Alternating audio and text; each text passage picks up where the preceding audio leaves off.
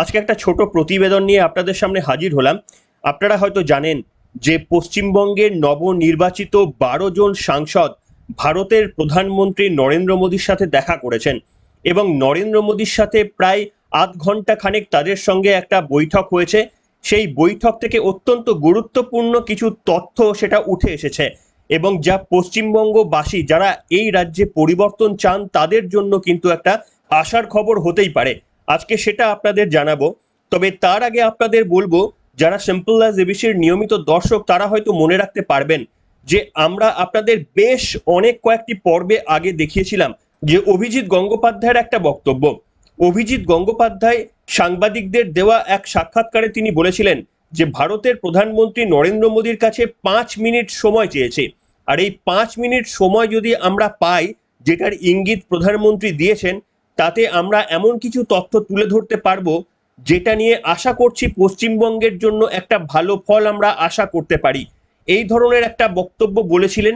আপনাদের আরো একবার আজকের পর্বে মনে করিয়ে দিতে চাইবো যে অভিজিৎ গঙ্গোপাধ্যায়ের ওই অডিও বক্তব্যটা শুনিয়ে এবং আপনারা রিলেট খুঁজে পাবেন যে অভিজিৎ গঙ্গোপাধ্যায় 1 মাস আগে যে বক্তব্যটা বলেছিলেন যে প্রধানমন্ত্রী নরেন্দ্র মোদীর সঙ্গে আমরা বিজেপির সাংসদরা দেখা করার চেষ্টা করছি, সেই ঘটনাটা কিন্তু ঘটে গিয়েছে গতকাল এবং অত্যন্ত তাৎপর্যপূর্ণ কিছু ঘটনা ঘটেছে। প্রধানমন্ত্রী নরেন্দ্র মোদী বিজেপি সাংসদদের কিছু তথ্য দিয়েছেন বা বলেছেন যে পশ্চিমবঙ্গের রাজনীতি আগামী দিনে কোন পথে। আজকে আপনাদের পুরোটাই শোনাবো।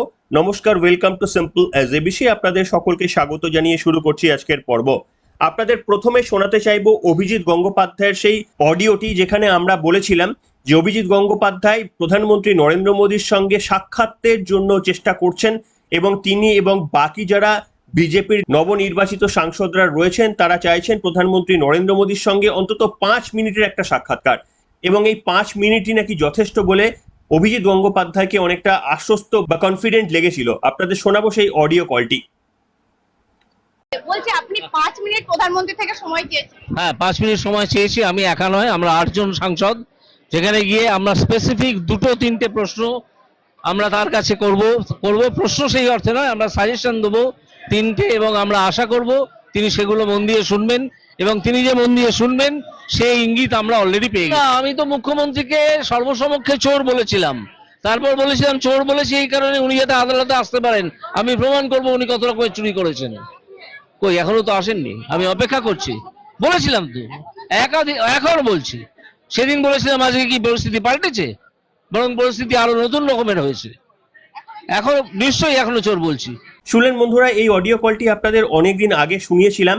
তবে সেই ঘটনাটি ঘটেছে কিন্তু অভিজিৎ গঙ্গোপাধ্যায় এতদিন ধরে যে প্ল্যানটা করেছিলেন 1 মাস ধরে, সেই প্ল্যানটা সাকসেস পেয়েছে গত দিনে। তার কারণ বিজেপির যারা নবনির্বাচিত 12 জন সাংসদ রয়েছেন তারা ভারতের প্রধানমন্ত্রী নরেন্দ্র মোদীর সঙ্গে একান্তে সাক্ষাতের একটা সুযোগ পেয়েছিলেন এবং সেখান থেকেই বিভিন্ন তথ্য উঠে আসছে। কি তথ্য উঠে আসছে না, প্রধানমন্ত্রী নরেন্দ্র মোদী পরিষ্কারভাবে বলে দিয়েছেন যে পশ্চিমবঙ্গে বিজেপি ক্ষমতা দখল করবেই। বিজেপির পশ্চিমবঙ্গে ক্ষমতা দখল শুধুমাত্রই সময়ের অপেক্ষা। তাই সাংসদদের জন্য তিনি বার্তা দিয়েছেন যে আপনারা উন্নয়নমূলক কাজ করুন। যে যে এলাকা থেকে আপনারা সাংসদ হিসাবে জয়ী হয়েছেন, মানুষের উপকারে আসুন, মানুষের উন্নয়নমূলক কাজের শরিক হন।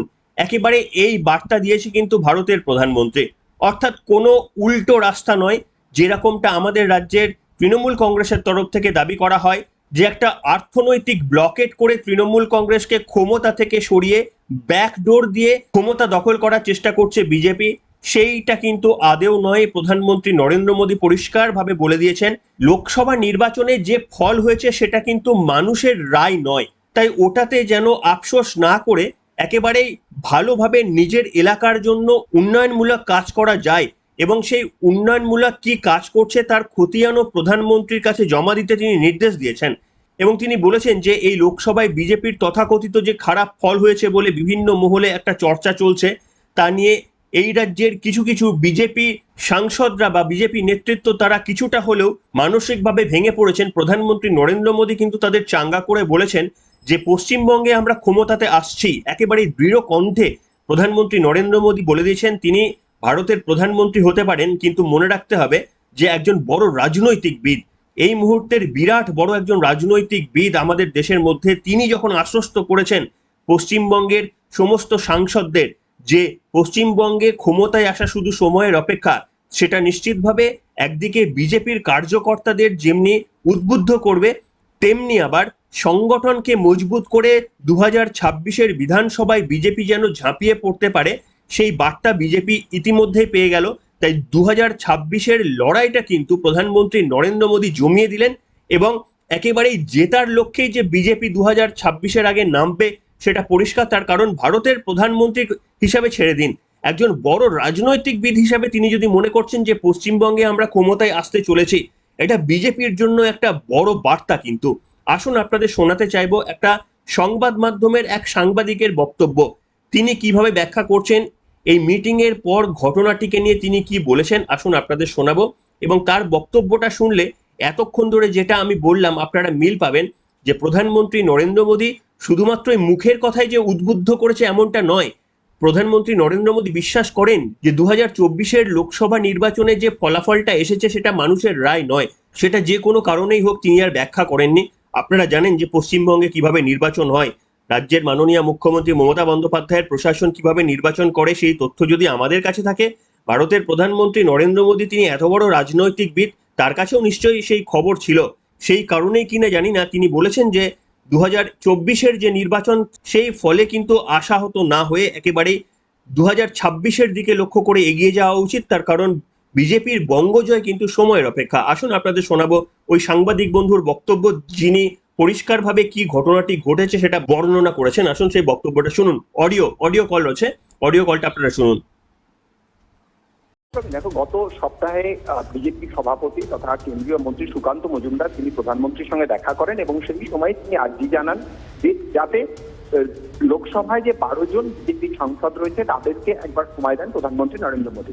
আজকে প্রায় দীর্ঘক্ষণ সময় বাংলার সাংসদদের সঙ্গে বৈঠক করেছেন প্রধানমন্ত্রী এবং তিনি খুব স্পষ্টভাবে যে কথা বলেছেন যে বাংলার মানুষের মনে একটি আস্থা জায়গা তৈরি করতে হবে, যে বাংলার জন্য উন্নয়নের যে কোনো কাজ একমাত্র বিজেপি নিশ্চিত করতে পারে, ফলত সেক্ষেত্রে বিজেপিকে ক্ষমতায় আনতে হবে। এবং এই মুহূর্তে কর্মী সমর্থকদের মধ্যে এই লোকসভা নির্বাচনের পরে স্বাভাবিকভাবেই একটি হতাশার বাতাবরণ তৈরি হয়েছে, কিন্তু প্রধানমন্ত্রী আজকে সাংসদদের মাধ্যমে বার্তা দিতে চেয়েছেন যে কোনো পরিস্থিতিতেই হতাশার কোনো জায়গা নেই, বরং এই বাংলার মানুষ বিজেপিকে অ্যাকসেপ্ট করেছে, গ্রহণ করেছে, ফলত আগামী দিনে আবারও লড়াই চালাতে হবে এবং বাংলাতে বিজেপির ক্ষমতায় আসা কার্যত সময়ের অপেক্ষা। ফলত এই বিষয়টিকে এবার কিভাবে বাস্তবায়ন করা হবে, কিভাবে রণকৌশল তৈরি করা হবে সেদিকে কিন্তু নজর থাকবে, কারণ পরবর্তী পদক্ষেপগুলি সাংগঠনিক পদক্ষেপ হবে। এর পাশাপাশি প্রধানমন্ত্রী যে বার্তা দিয়েছেন বাংলার সাংসদদের তা হচ্ছে উন্নয়নের প্রশ্নে কেন্দ্রীয় সরকার সমস্ত রকম সহযোগিতা করতে বাংলাকে তৈরি রয়েছে।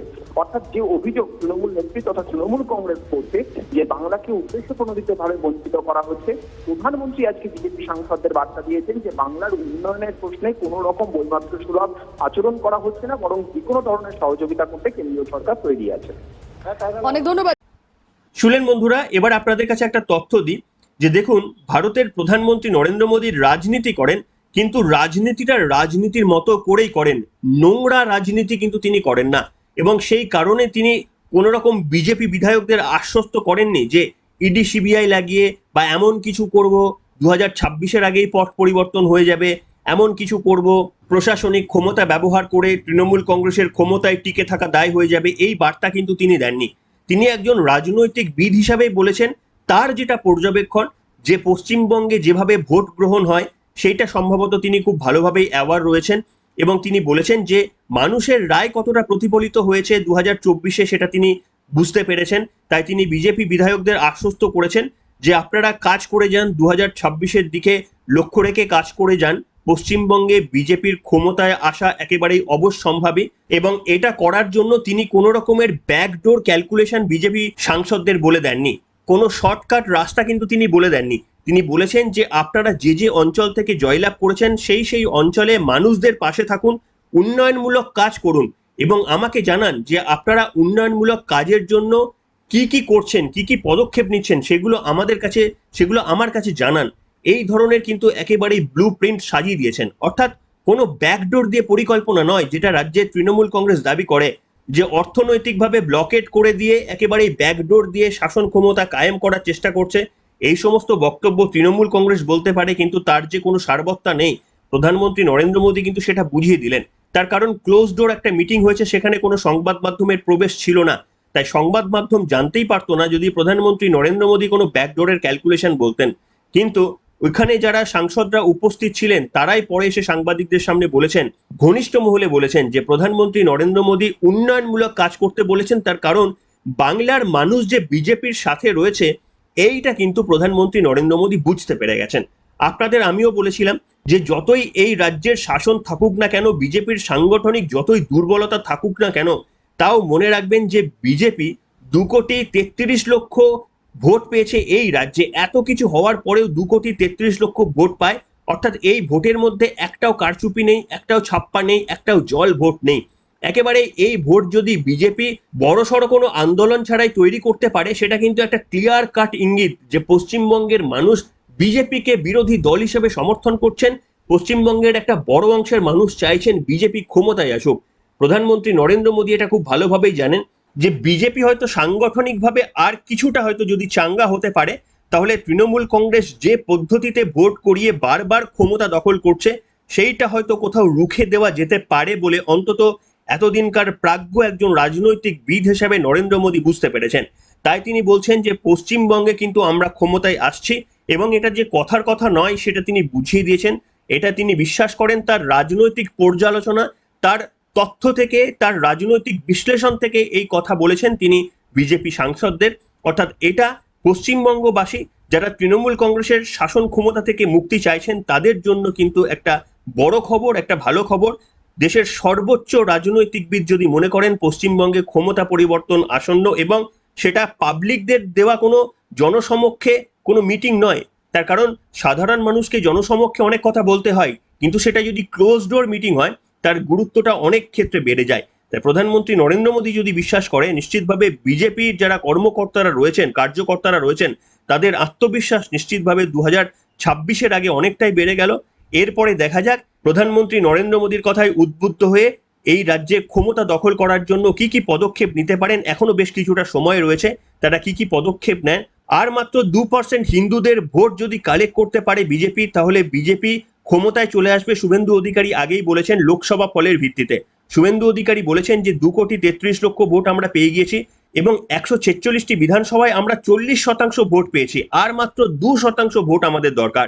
এই 2% ভোট যদি আমরা বার করে নিতে পারি, আগামী কয়েকদিনের মধ্যেই হিন্দু ভোট কনসলিডেট করে মাত্র 2% ভোটকে আমরা যদি টানতে পারি, সেটা তৃণমূল কংগ্রেসের কাছ থেকে নাও আসতে পারে, সেটা সিপিএম বা কংগ্রেসের কাছ থেকেও যদি 2% হিন্দু ভোট চলে আসে বিজেপির কাছে, তাহলে কিন্তু পালাবদল হয়ে যাবে। তার কারণ মেজরিটি কিন্তু ক্রস করে, ম্যাজিক ফিগার কিন্তু ক্রস করে যাচ্ছে।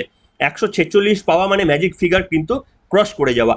সেটা বিরোধী দলনেতা জানেন, সেটা জানেন ভারতের প্রধানমন্ত্রী নরেন্দ্র মোদী। সেই কারণেই তারা বলতে পেরেছেন যে পশ্চিমবঙ্গে বিজেপির ক্ষমতায় আসা হয়তো সময়ের অপেক্ষা। তবে সেই সময়টা কি 2026 নাকি আরো পরে, উত্তর দেবে সময়। আর বিজেপির নাছোড়বান্দা জেদ এবং তাদের ক্ষমতায় আসার লড়াই তার হয়তো জবাব দেবে। আপনারা কি মনে করছেন? আপনাদের মতামত লিখে জানাবেন আজকের পর্বে।